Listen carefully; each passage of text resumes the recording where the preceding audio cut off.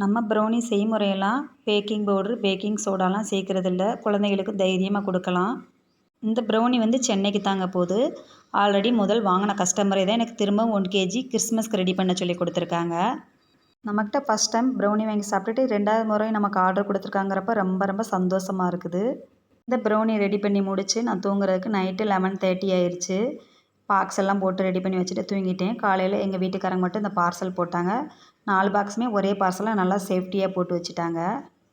இட்லி மாவு வந்து நல்லா புளிப்பான மாவாக இருந்தது. அதை நீ எதுக்கும் யூஸ் பண்ண முடியாதுன்னு தண்ணியில் கலந்து நம்ம செடிகளுக்கு விட்டால் நல்லா உரம். அதுக்காக தான் இந்த மாதிரி தண்ணியில் கலந்து நான் செடிகளுக்கு ஊற்றிக்க போகிறேன். புளிச்ச மாவு, புளிச்ச தயிரோடு நம்ம நிறைய தண்ணி கலந்து சாதம் வடிக்கிற தண்ணி இதெல்லாம் சேர்த்து வச்சுருந்து தண்ணி கலந்து இந்த மாதிரி செடிகளுக்கு ஊற்றி விட்டுருவேன் உரந்துறதுக்காக. வேஸ்டேஜ் காய்கறியுமே உள்ளே சேர்த்து போட்டுருவேன் செடிகளோட.